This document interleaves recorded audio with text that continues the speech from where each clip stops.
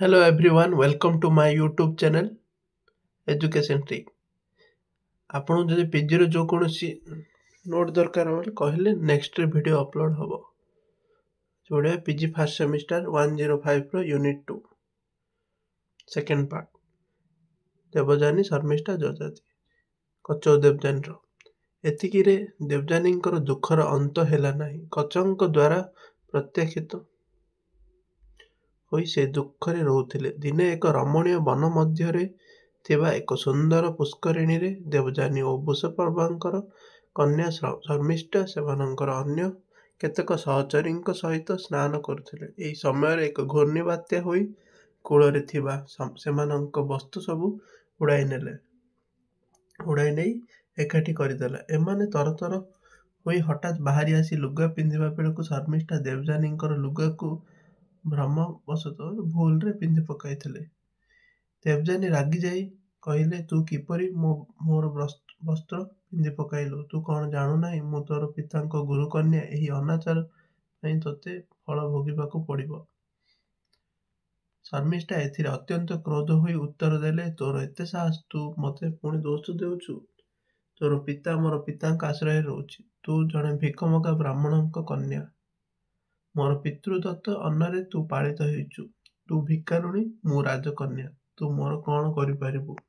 ଦେବଯାନୀଙ୍କଠାରୁ ନିଜର ବସ୍ତ୍ର ଟାଣିବାକୁ ଚେଷ୍ଟା କରିବାରୁ ଶର୍ମିଷ୍ଠା କ୍ରୋଧରେ ହତଜ୍ଞାନ ହୋଇ ତାଙ୍କୁ ଟାଣି ନେଇ ଏକ କୂଅ ଭିତରକୁ ଠେଲିଦେଲେ ଏବଂ ଦେବଯାନୀ ମରିଯାଇଛି ବୋଲି ମନେକରି ରାଜପ୍ରାସାଦକୁ ଫେରିଗଲେ। ତାଙ୍କ ସହିତ ଅନ୍ୟ ଅସୁର କନ୍ୟାମାନେ ମଧ୍ୟ ସେହିପରି ଭାବି ଚାଲିଗଲେ। କିନ୍ତୁ ଦେବଯାନୀ ମରି ନଥିଲେ। ତାହା ଏକ ଗ୍ଳୁମ ଲତାପୂର୍ଣ୍ଣ ଅନ୍ଧକାରମୟ କୂପ। ସେଥିରେ ସେ ପଡ଼ି ରହିଥିଲେ। ସେ ସମୟରେ ମୃଗୟା ଉଦ୍ଦେଶ୍ୟରେ ସେହି ବନରେ ବୁଲୁଥିବା ବେଳେ ରାଜା ଯଯାତି ପିପାସାର ଅସ୍ଥିର ହୋଇ ସେହି କୂପ ନିକଟକୁ ଚାଲି ଆସିଲେ। ମାତ୍ର କୂପ ଭିତରେ ଦେଖିଲେ ଏକ ସୁନ୍ଦରୀ ଯୁବତୀ ପଡ଼ି ରହିଛି, ଅଗ୍ନିଶିଖା ପରି ତେଜୋମୟୀ। ସେହି କନ୍ୟାକୁ ଯଯାତି ଆଶ୍ୱାସନା ଦେଇ ପଚାରିଲେ, ହେ ଶୁଭାଙ୍ଗୀ, ତୁମେ କିଏ? ତୁମର ନଖ ରକ୍ତ ବର୍ଣ୍ଣ ଏବଂ ଦିବ୍ୟ କୁଣ୍ଡଳ ଧାରଣ କରି ତୁମେ ଆହୁରି ସୁନ୍ଦର ଦେଖାଯାଉଛ। ତୁମେ କିପରି ଏ କୂପ ଭିତରେ ପଡ଼ି ଏପରି ଚିନ୍ତାମଗ୍ନ ଅବସ୍ଥାରେ ରହିଛ? ତୁମେ କାହାର କନ୍ୟା? ମୋତେ ଉତ୍ତର ଦିଅ। ଦେବଯାନୀ କହିଲେ, ମୁଁ ଶୁକ୍ରାଚାର୍ଯ୍ୟଙ୍କର କନ୍ୟା। ମୁଁ ଏପରି ଅବସ୍ଥାରେ ଅଛି ବୋଲି ମୋର ପିତା ଜାଣନ୍ତି ନାହିଁ। ପ୍ରଥମେ ମୋର ଡାହାଣ ହାତକୁ ଧରି ମୋତେ ଏ କୂପ ଭିତରକୁ ମୋତେ ଉଠାଇ ନିଅନ୍ତୁ। ମୁଁ ଜାଣିପାରୁଛି ଆପଣ କୁଳୀନ, ଶାନ୍ତଚିତ୍ତ, ଧାର୍ମିକ ଓ ପରାକ୍ରମୀ। ଆପଣ ମୋତେ ଉଦ୍ଧାର କରନ୍ତୁ। ଯଯାତି ଦେବଯାନୀଙ୍କୁ ଉଠାଇ ଆଣି ତାଙ୍କଠାରୁ ବିଦାୟ ନେଲେ। ସେ ଜାଣିଲେ ଯେ ସେ ଶୁକ୍ରାଚାର୍ଯ୍ୟଙ୍କର ପୁତ୍ରୀ ବ୍ରାହ୍ମଣ କନ୍ୟା ହୋଇଥିବା ଯୋଗୁଁ ତାଙ୍କର ଗ୍ରହଣୀୟ ନୁହନ୍ତି। ଯଯାତି ଚାଲିଯିବା ପରେ ଦେବଯାନୀ ଅତ୍ୟନ୍ତ ଶୋକାର୍ତ୍ତ ଭାବରେ ବସି ରହିଲେ। ନିଜର ପିତାଙ୍କ ନିକଟକୁ ଗଲେ ନାହିଁ। ତାଙ୍କର ଆସିବାର ବିଳମ୍ବ ଦେଖି ଶୁକ୍ରାଚାର୍ଯ୍ୟ ନିଜେ ତାଙ୍କୁ ଖୋଜିବାକୁ ଗଲେ। ଏହିପରି ଶୋକାର୍ତ୍ତ ଓ ଏକାକିନୀ ଭାବରେ ବସିଥିବାର ଦେଖି ପଚାରିଲେ, ଦେବଯାନୀ, ତୋର କ'ଣ ହେଇଛି? ତୁ କାହିଁକି ଏପରି ଦୁଃଖରେ ବସିଛୁ? ଦେବଯାନୀ ଘଟଣା ମୂଳରୁ ବର୍ଣ୍ଣନା କରି କହିଲେ, ବୁଷପର୍ବାର କନ୍ୟା ଶର୍ମିଷ୍ଠା ମୋତେ ଯେଉଁ ଅପମାନ ଦେଇଛି ତାହା ମୋ ହୃଦୟକୁ ଦହନ କରୁଛି। ସେ କହିଲା ଯେ ମୁଁ ଜଣେ ସ୍ତୁତିପାଠକ ଭିକ୍ଷୁକ ବ୍ରାହ୍ମଣର କନ୍ୟା, ଯିଏକି ତାର ପିତାର ଅନ୍ନରେ ପାଳିତ ହେଉଛି। ରାଜକନ୍ୟା ସହିତ ସମାନ ହେବାର ମୋର ଅଧିକାର ନାହିଁ, ହେ ପିତା। ତେଣୁ ମୁଁ ସ୍ଥିର କରିଛି ମୁଁ କେବେ ହେଲେ ବୁଷପର୍ବାର ରାଜଧାନୀ ପାଦ ଦେବି ନାହିଁ। ଶୁକ୍ର କହିଲେ, ଦେବଯାନୀ, ତୁ ସ୍ତୁତି ପାଠକ ବା ଦାନ ନେଉଥିବା ବ୍ରାହ୍ମଣର କନ୍ୟା ନୁହଁ। ତୁ ଶୁକ୍ରାଚାର୍ଯ୍ୟ କନ୍ୟା, ଯିଏକି କେବେ କାହାକୁ ସ୍ତୁତି କରେ ନାହିଁ, ବରଂ ସମସ୍ତେ ତାର ସ୍ତୁତି କରନ୍ତି। ସ୍ୱର୍ଗର ଇନ୍ଦ୍ର, ରାଜଚକ୍ରବର୍ତ୍ତୀ, ଯଯାତି ଏବଂ ସ୍ୱୟଂ ବୁଷପର୍ବା ତାହା ଭଲ ଭାବରେ ଜାଣନ୍ତି। ସଜ୍ଜନ ନିଜର ଗୁଣଗାନ କରେ ନାହିଁ, କିନ୍ତୁ ଏତିକି କହିଲେ ଯଥେଷ୍ଟ ହେବ ଯେ ବ୍ରହ୍ମାଙ୍କର ଆଶୀର୍ବାଦରେ ଏହି ସ୍ୱର୍ଗ ଏବଂ ଭୂତଳରେ ଯେ କୌଣସି ପଦାର୍ଥ ଚାହିଁଲେ ତାହା ମୋର ହସ୍ତଗତ ହେବ। ତେଣୁ ଦେବଯାନୀ ଉଠ, ସେହି ଉଦ୍ଧତ ବାଳିକାକୁ କ୍ଷମା କରି ନିଜ ଘରକୁ ଫେରି ଚାଲ। କାରଣ ଯେ ନିଜ ନିନ୍ଦାକୁ ଶୁଣି ତାହା ସହିନିଏ ସେ ସଂସାରକୁ ଜାଣିପାରେ। ଅମାନିଆ ଘୋଡ଼ାକୁ ମନାଇଲା ପରି ନିଜର କ୍ରୋଧକୁ ରୋକିବା ହେଉଛି ସଜ୍ଜନର ଲକ୍ଷଣ। ତେଣୁ ପଣ୍ଡିତମାନେ କ୍ଷମାକୁ ସବୁଠାରୁ ଉଚ୍ଚ ସ୍ଥାନ ଦେଇଛନ୍ତି। ଦେବଯାନୀ କହିଲେ, ପିତା, ତୁମେ ଯାହା କହୁଛ ମୁଁ ସେହି ଧର୍ମର ମାର୍ଗ ଜାଣେ। କିନ୍ତୁ ଶର୍ମିଷ୍ଠା ମୋତେ ଯାହା କହିଛି ଓ ମୋତେ ଯେପରି ଅପମାନିତ କରିଛି, ଅଗ୍ନି ପରି ତାହା ମୋ ହୃଦୟକୁ ଦହନ କରିବାରେ ଲାଗିଛି।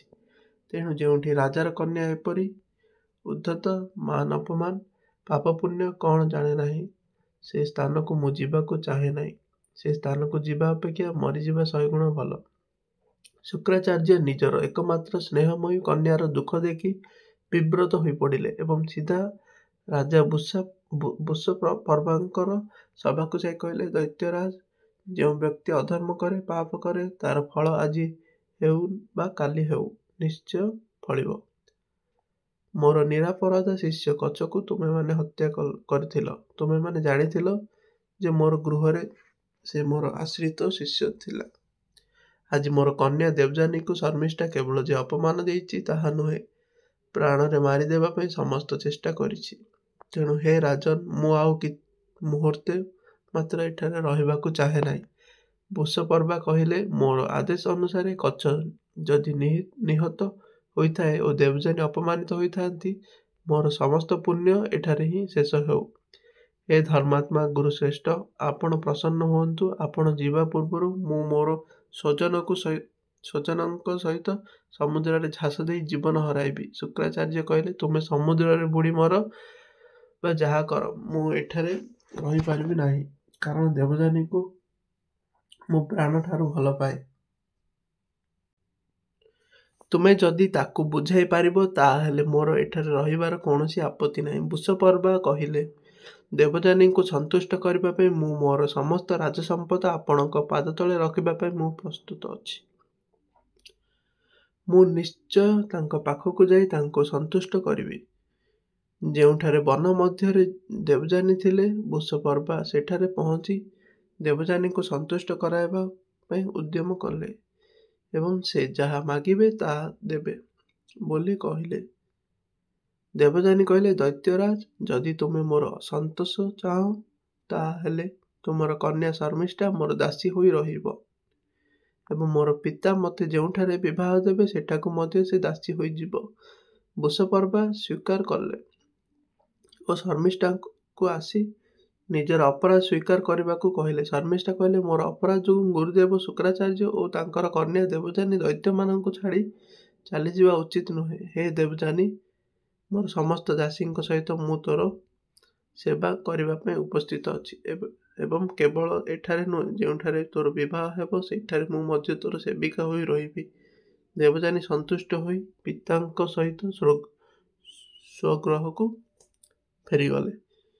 ଅନେକ ଦିନ ବିତିଗଲା। ଦିନେ ଦେବଯାନୀ ଶର୍ମିଷ୍ଠା ଅନ୍ୟ ସହଚରୀମାନଙ୍କ ସହିତ ବନରେ ବିଚରଣ କରୁଥିବା ବେଳେ ରାଜା ଯଯାତି ମୃଗୟା ଅନ୍ୱେଷଣ କରିବାକୁ ଯାଇ ସେଠାରେ ଉପସ୍ଥିତ ହେଲେ। ସେ ଦେଖିଲେ ଦେବଯାନୀ ଏକ ସୁନ୍ଦର ଆସନରେ ବସିଛନ୍ତି ଏବଂ ଏହି ଆସନ ତଳେ ଆଉ ଜଣେ ସୁନ୍ଦରୀ ଲାବଣ୍ୟମୟୀ କନ୍ୟା ବସି ତାଙ୍କର ପଦସେବା କରୁଛି। ସଖୀମାନେ ସେମାନଙ୍କ ଚତୁର୍ଦ୍ଦିଗରେ ଘେରି ବସିଛନ୍ତି। ଯଯାତି ପରିଚୟ ବୁଝିବା ପରେ ଦେବଯାନୀଙ୍କୁ ପଚାରିଲେ, ଏହି ସର୍ବାଙ୍ଗ ସୁନ୍ଦରୀ ଦୈତ୍ୟ ରାଜକନ୍ୟା ତୁମର ସଖୀ ହୋଇ କିପରି ଦାସୀ ହେଲେ? ତାହା ଜାଣିବା ପାଇଁ ମୋର ଇଚ୍ଛା ହେଉଛି। ତୁମେ ମୋର ସଂଶୟ ମୋଚନ କର। ଦେବଯାନୀ କହିଲେ, ସବୁ କିଛି ବିଧିର ବିଧାନ। ସେ ବିଷୟରେ ଅଧିକ ଜାଣିବାର ପ୍ରୟୋଜନ ନାହିଁ। ମୁଁ ଆପଣଙ୍କ ବରଣ କରୁଛି। ଆପଣ ମୋତେ ଶର୍ମିଷ୍ଠା ଓ ଅନ୍ୟ ସମସ୍ତ ଦାସୀଙ୍କ ସହିତ ଗ୍ରହଣ କରନ୍ତୁ। ଯଯାତି କହିଲେ, ଭଦ୍ରେ, ମୁଁ ତୁମର ଯୋଗ୍ୟ ନୁହେଁ। ମୁଁ କ୍ଷତ୍ରିୟ, ତୁମେ ବ୍ରାହ୍ମଣ କନ୍ୟା। ତୁମର ପିତା କେବେ ହେଲେ ମୋତେ କନ୍ୟାଦାନ କରିବେ ନାହିଁ। ଦେବଯାନୀ କହିଲେ, ବ୍ରାହ୍ମଣ ଓ କ୍ଷତ୍ରିୟ ଏକ ସୃଷ୍ଟିକର୍ତ୍ତାଙ୍କର ସନ୍ତାନ। ତେଣୁ ଆପଣ ମୋର ପାଣି ଗ୍ରହଣ କରନ୍ତୁ। ପୂର୍ବରୁ ମୋର ହାତ କେହି ଧରି ନଥିଲେ। ମୁଁ କୂପରେ ପଡ଼ିଥିବା ବେଳେ ଆପଣ ମୋର ଧସ୍ତ ଧାରଣ କରିଛନ୍ତି। ସେହିଦିନ ଠାରୁ ମୁଁ ଆପଣଙ୍କୁ ପତି ରୂପେ ବରଣ କରିଛି। ଯଦି ପିତାଙ୍କର ଆପତ୍ତି ଅଛି ବୋଲି ଆପଣ ମନେ କରୁଛନ୍ତି, ବର୍ତ୍ତମାନ ମୁଁ ମୋ ପିତାଙ୍କୁ ଡକାଇ ଦେଉଛି। କନ୍ୟାଙ୍କ ଦ୍ୱାରା ଆହୁତ ହୋଇ ଶୁକ୍ରାଚାର୍ଯ୍ୟ ସେଠି ପହଞ୍ଚି ସମସ୍ତ କଥା ବୁଝିଲେ ଓ ଦେବଯାନୀଙ୍କର ପ୍ରସ୍ତାବରେ ପୂର୍ଣ୍ଣ ସମ୍ମତି ଦେଇ କହିଲେ, ମହାରାଜ ଯଯାତି, ତୁମେ ଏହି ରୂପଗୁଣ ସମ୍ପନ୍ନା କନ୍ୟାକୁ ଗ୍ରହଣ କର। କ୍ଷତ୍ରିୟ ହୋଇ ବ୍ରାହ୍ମଣ କନ୍ୟାକୁ ଗ୍ରହଣ କରିବାରେ ତୁମର କୌଣସି ପାପ ହେବ ନାହିଁ। ଦୈତ୍ୟରାଜ ନନ୍ଦିନୀ ଶର୍ମିଷ୍ଠାଙ୍କୁ ମଧ୍ୟ ସାଙ୍ଗରେ ନେଇଯାଅ। ତାଙ୍କୁ ଅନାଦର କରିବ ନାହିଁ, କିନ୍ତୁ ମନେ ରଖ, ସେ ଯେପରି ତୁମର ଶଯ୍ୟାଶାୟିନୀ ନ ହୁଅନ୍ତି। ଦେବଯାନୀ ଶର୍ମିଷ୍ଠା ଓ ଦାସୀମାନଙ୍କୁ ନେଇ ଯଯାତି ନିଜ ରାଜଧାନୀକୁ ଫେରିଗଲେ। ଦେବଯାନୀଙ୍କର ଅନୁମତି ନେଇ ସେ ରାଜ ଉଦ୍ୟାନରେ ଅଶୋକ ବାଟିକା ନିକଟରେ ଶର୍ମିଷ୍ଠାଙ୍କ ପାଇଁ ଏକ ସୁରମ୍ୟ ଗୃହ ନିର୍ମାଣ କରାଇ ତାଙ୍କର ସନ୍ତୋଷ ବିଧାନ ପାଇଁ ସମସ୍ତ ବ୍ୟବସ୍ଥା କରାଇଲେ। କିଛି କାଳ ପରେ ଦେବଯାନୀଙ୍କର ଏକ ପୁତ୍ର ଜନ୍ମ ହେଲା। ଏହି ଖବର ପାଇ ଶର୍ମିଷ୍ଠାଙ୍କର ମନରେ ଉଠିଲା ତାଙ୍କର ରୂପ ଯୌବନ ଏହିପରି ଚାଲିଯିବ, ସେ ପତି ସୁଖ ଲାଭ କରିପାରିବେ ନାହିଁ, ତା ପୁତ୍ର ମୁଖ ଦେଖିବେ ନାହିଁ। ସେ କହିଲେ, ଦେବଯାନୀ ପରି ମୁଁ ମଧ୍ୟ ମୋର ପତିକୁ ବରଣ କରିବି। ଦିନେ ଯଯାତି ଅଶୋକ ବନକୁ ବୁଲିବା ପାଇଁ ଆସିଥିଲେ। ଶର୍ମିଷ୍ଠା ସେଠାରେ ତାଙ୍କୁ ଅଭିନନ୍ଦନ ଜଣାଇ ନମ୍ର ଭାବରେ କହିଲେ, ମହାଭାଗ, ମୋର ରୂପ ଯୌବନ ସ୍ୱଭାବ ବଂଶ ମର୍ଯ୍ୟାଦା ବିଷୟ ଆପଣ ଜାଣନ୍ତି। ମୋତେ ପତ୍ନୀ ରୂପେ ଗ୍ରହଣ କରି ପୁତ୍ରବତୀ କରନ୍ତୁ। ଯଯାତି ଉତ୍ତର ଦେଲେ, ମୁଁ ଜାଣେ ତୁମେ ଅତ୍ୟନ୍ତ ସୁନ୍ଦରୀ, କୁଳୀନ ବଂଶରେ ଜନ୍ମ ଏବଂ ଉତ୍ତମ ସ୍ୱଭାବ ସମ୍ପନ୍ନ। ତୁମଠାରେ ମୁଁ କୌଣସି ଦୋଷ ଦେଖୁନାହିଁ, କିନ୍ତୁ ତୁମକୁ ଅଙ୍କଶାୟିନୀ କରିବା ପାଇଁ ଶୁକ୍ରାଚାର୍ଯ୍ୟ ମୋତେ ବାରଣ କରିଛନ୍ତି। ଶର୍ମିଷ୍ଠା କହିଲେ, ହେ ରାଜା, ଶାସ୍ତ୍ରର ମତ ହେଉଛି ପରିହାସ ସମୟରେ ସ୍ତ୍ରୀ ଲୋକର ମନୋରଞ୍ଜନ ବେଳେ, ବିବାହ କାର୍ଯ୍ୟରେ ଜୀବନ ପ୍ରତି ବିପଦ ପଡ଼ିବା ସମୟରେ ଏବଂ ନିଜର ସର୍ବସ୍ୱ ନାଶରେ ସମ୍ଭାବନା ବେଳେ ମିଥ୍ୟା ଆଚରଣ କଲେ ପାପ ହୁଏ ନାହିଁ। ଏହି 5ଟି ଅବସ୍ଥାରେ ମିଥ୍ୟା ଆଚରଣ କରାଯାଇପାରେ। ଯଯାତି କହିଲେ, ମୁଁ ରାଜା ହୋଇ ଯଦି ମିଥ୍ୟା ଆଚରଣ କରେ ତେବେ ପ୍ରଜାମାନେ ମୋତେ ଅନୁସରଣ କରିବେ ଏବଂ ମିଥ୍ୟା ଦୋଷରେ ମୁଁ ଓ ମୋର ରାଜ୍ୟ ନଷ୍ଟ ହୋଇଯିବ। ଶର୍ମିଷ୍ଠା କହିଲେ, ଆପଣ ଦେବଯାନୀଙ୍କୁ ବିବାହ କରି ମୋତେ ମଧ୍ୟ ସାଙ୍ଗରେ ଆଣିଲେ। ଆପଣ ମୋର ସଖୀର ପତି ହୋଇଥିବାରୁ ମୋର ମଧ୍ୟ ସ୍ୱାମୀ ହେଲେ। ତେଣୁ ପୁତ୍ରହୀନ ପାପରୁ ମୋତେ ଆପଣ ରକ୍ଷା କରନ୍ତୁ ଏବଂ ମୋତେ ଗ୍ରହଣ କରନ୍ତୁ। ଯଯାତି ଶର୍ମିଷ୍ଠାଙ୍କର ମନବାଞ୍ଛା ପୂରଣ କରିବା ପାଇଁ ସମ୍ମତି ଦେଲେ। କିଛି କାଳ ପରେ ଶର୍ମିଷ୍ଠାଙ୍କର ଗର୍ଭରୁ ଏକ ସୁନ୍ଦର ପୁତ୍ର ଜନ୍ମ ନେଲା। ଦେବଯାନୀ ଗର୍ଭରୁ ଯଯାତିଙ୍କ 2 ପୁତ୍ର, ଯଦୁ ଓ ଦୁର୍ବାସୁ। ଶର୍ମିଷ୍ଠାଙ୍କ ଗର୍ଭରୁ ଦ୍ରୁହ୍ୟୁ, ଅନୁ, ପୁରୁ ନାମକ 3ଟି ପୁତ୍ର ଜନ୍ମ ଦେଲେ। ଯଯାତି ଗୋପନରେ ଶର୍ମିଷ୍ଠାଙ୍କୁ ବିବାହ କରିଥିବାର ଜାଣି ଦେବଯାନୀ ଦୁଃଖ ଓ କ୍ରୋଧରେ ମ୍ରିୟମାଣ ହୋଇପଡ଼ିଲେ। ସେ ଯଯାତିଙ୍କୁ କହିଲେ, ତୁମେ ମୋତେ ଓ ମୋ ପିତାଙ୍କୁ ପ୍ରବଞ୍ଚିତ କରିଛ। ମୁଁ ଏଠାରେ ଆଉ ରହିବି ନାହିଁ, ମୋ ପିତୃଗୃହକୁ ଫେରିଯିବି। ଶୁକ୍ରାଚାର୍ଯ୍ୟ ଦେବଯାନୀଙ୍କଠାରୁ ସମସ୍ତ କଥା ଶୁଣି ଯଯାତିଙ୍କୁ ଅଭିଶାପ ଦେଲେ, ଯୌବନର ମୋହରେ କାମବଶ ହୋଇ ତୁମେ ସତ୍ୟଭଙ୍ଗ କରିଛ, ତେଣୁ ତୁମକୁ ଘୋର ଜରାଗ୍ରାସ କରୁ।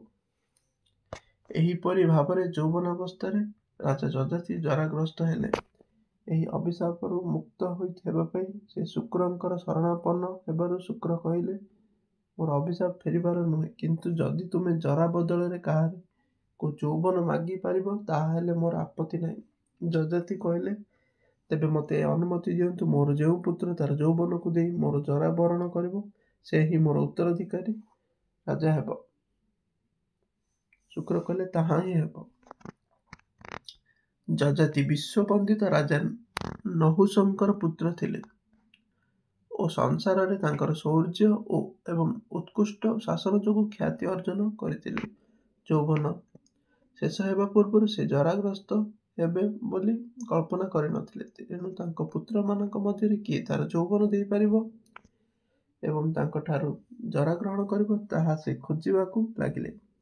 ସେ ତାଙ୍କର ଜ୍ୟେଷ୍ଠ ପୁତ୍ର ଯଦୁକୁ ଡାକି କହିଲେ, ବତ୍ସ ଯଦୁ, ମୁଁ ଶୁକ୍ରାଚାର୍ଯ୍ୟଙ୍କର ଶାପରେ ଅକାଳରେ ବୃଦ୍ଧ ହୋଇଯାଇଛି। ମୋର ସମ୍ପୂର୍ଣ୍ଣ ଯୌବନ ଭୋଗ ହୋଇନଥିବା ଯୋଗୁଁ ମୁଁ ଅତୃପ୍ତ। ତୁମେ ମୋର ଜରା ଗ୍ରହଣ କରି ତୁମର ଯୌବନ ଦିଅ। କିଛି କାଳ ପରେ ମୁଁ ପୁଣି ତୁମର ଯୌବନ ଫେରାଇ ଦେବି ଏବଂ ମୋ ପରେ ତୁମେ ଏହି ଭୂଖଣ୍ଡରେ ରାଜା ହେବ। ଯଦୁ ଉତ୍ତର ଦେଲେ, ବୃଦ୍ଧାବସ୍ଥା ଅତ୍ୟନ୍ତ ଦୁଃଖଦାୟକ। ଏହା ମନୁଷ୍ୟକୁ ବିରୂପ ଓ ବିକଳାଙ୍ଗ କରିଦିଏ। ମୋର ଲଳିତ ଚର୍ମ, ଦୁର୍ବଳ ଦେହ ଦେଖି ମୋର ସହଚର ଦାସଦାସୀମାନେ ମୋତେ ଘୃଣା କରିବେ। ତେଣୁ ମୁଁ ମୋର ଯୌବନ ଦେଇପାରିବି ନାହିଁ। ଆପଣ ମୋ ଠାରୁ ଆଉ କୌଣସି ପ୍ରିୟତର ପୁତ୍ରକୁ ଅନୁରୋଧ କରିପାରନ୍ତି। ଯଯାତି କହିଲେ, ମୋର ସନ୍ତାନ ହୋଇ ମୋତେ ଅବଜ୍ଞା କରିଥିବା ଯୋଗୁଁ ତୁମେ ଏବଂ ତୁମର ସନ୍ତାନ ଏ ରାଜ୍ୟର ଅଧିକାରୀ ହେବ ନାହିଁ। ଜଣ ଜଣ କରି ରାଜାଙ୍କ ତାଙ୍କର ଦ୍ୱିତୀୟ, ତୃତୀୟ, ଚତୁର୍ଥ ପୁତ୍ରଙ୍କୁ ପଚାରିଲେ। ପଚାରିଲେ। କହିଲେ, ଗୋଟିଏ ଭିକ୍ଷା, କିଛି କାଳ ପାଇଁ ଯୌବନ ଦିଅ। ମୋର ଜରା ଗ୍ରହଣ କର। ତୃପ୍ତ ହେବା ପରେ ମୁଁ ତୁମର ଯୌବନ ଫେରାଇ ଦେବି ଏବଂ ତୁମେ ରାଜ୍ୟର ରାଜା ହେବ। ହେ ମୋର ଆତ୍ମଜ, ମୋର ଏହି ଭିକ୍ଷା ଗ୍ରହଣ କର। କିନ୍ତୁ 3 ଜଣ ଯାକ ପୁତ୍ର କହିଲେ, ବାର୍ଦ୍ଧକ୍ୟ, ରୋଗ, ଦୁଃଖ, ବିଷାଦରେ ପୂର୍ଣ୍ଣ ବୃଦ୍ଧ ବ୍ୟକ୍ତି ଅକର୍ମଣ୍ୟ ଅବସ୍ଥାରେ ସମସ୍ତଙ୍କର ଦୟାର ପାତ୍ର ହୋଇଥାଏ। ଆମେ କେବେ ହେଲେ ବୃଦ୍ଧାବସ୍ଥାକୁ ଗ୍ରହଣ କରିବୁ ନାହିଁ। ରାଜା କ୍ରୋଧରେ ସମସ୍ତଙ୍କୁ ଅଭିଶାପ ଦେବା ଲାଗେ, ଦୁର୍ବାସୁ, ତୁମର ବଂଶ ଲୋପ ହେବ। ଦ୍ରୋହୀଉ, କେବେ ହେଲେ ତୁମେ ଅଭୀଷ୍ଟ ଫଳ ଲାଭ କରିପାରିବ ନାହିଁ। ଅନୁ, ତୁମକୁ ଶୀଘ୍ର ଜରାଗ୍ରାସ କରିବ ଏବଂ ତୁମର ସନ୍ତାନ ଯୌବନ ଲାଭ କରିବା ପୂର୍ବରୁ ନିହତ ହେବ। ଯଯାତି ଯେତେବେଳେ ନିରାଶ ହୋଇ ତାଙ୍କର ପଞ୍ଚମ ତଥା କନିଷ୍ଠ ପୁତ୍ର ପୁରୁଙ୍କୁ ଅନୁରୋଧ କଲେ, ପିତୃଭକ୍ତ ପୁରୁ ସଙ୍ଗେ ସଙ୍ଗେ ଉତ୍ତର ଦେଲେ, ମୁଁ ଆପଣଙ୍କର ଜରାକୁ ଗ୍ରହଣ କରିବା ପାଇଁ ପ୍ରସ୍ତୁତ ଅଛି। ଆପଣ ମୋର ଯୌବନକୁ ନେଇ ସୁଖୀ ହୁଅନ୍ତୁ। ଯଯାତି ଆନନ୍ଦରେ ପୁରୁଙ୍କୁ କୋଳାଗ୍ରତ କରି ଆଶୀର୍ବାଦ କଲେ। ପୁରୁଙ୍କ ଯୌବନ ଲାଭ କରି ଯଯାତି ବହୁ ବର୍ଷ ଧରି ବିଷୟ ଭୋଗ, ଧର୍ମକର୍ମ, ପ୍ରଜା ପାଳନ ଦ୍ୱାରା ଅତ୍ୟନ୍ତ ସନ୍ତୋଷ ଲାଭ କଲେ। କିନ୍ତୁ ଯେତେ ଭୋଗ କଲେ ମଧ୍ୟ ତାଙ୍କର ମନ ତୃପ୍ତ ହେଲା ନାହିଁ। ସେ ପୁରୁଙ୍କ ପାଖକୁ ଫେରି ଆସି କହିଲେ, ହେ ପୁତ୍ର, ଏ କାମନା ଅସରନ୍ତି। ଯେତେ ଭୋଗ କଲେ ମଧ୍ୟ ମୁଁ ତୃପ୍ତ ନୁହେଁ। କିନ୍ତୁ ତୁମେ ପୁତ୍ରର କର୍ତ୍ତବ୍ୟ ପାଳନ କରିଛ। ତୁମେ ମୋର ଜରା ଗ୍ରହଣ କରି ତୁମର ଯୌବନ ମୁଁ ଫେରାଇ ଦେଉଛି। ମୁଁ ତୁମକୁ ରାଜା ରୂପେ ଅଭିଷିକ୍ତ କରି ମୋର ଅବଶିଷ୍ଟ ଜୀବନ ଅରଣ୍ୟବାସରେ କଟାଇବି। ମହାଭାରତକାର ପୁରୁଙ୍କ ମୁହଁରେ ଜୀବନର ଏକ ଅମର ବାଣୀ ଶୁଣାଇଛନ୍ତି। ମହାଭାରତରେ ଏହି ଶ୍ଲୋକଟି ଅତ୍ୟନ୍ତ ତାତ୍ପର୍ଯ୍ୟପୂର୍ଣ୍ଣ। କାମ୍ୟ ବସ୍ତୁ ଲାଭ କଲେ ମଧ୍ୟ କାମନାର ଶାନ୍ତି ହୁଏ ନାହିଁ। ଯେତେ ଘିଅ ଢାଳିଲେ ମଧ୍ୟ ଅଗ୍ନିର ଶିଖା ଆହୁରି ଲେଲିହାନ ହୁଏ।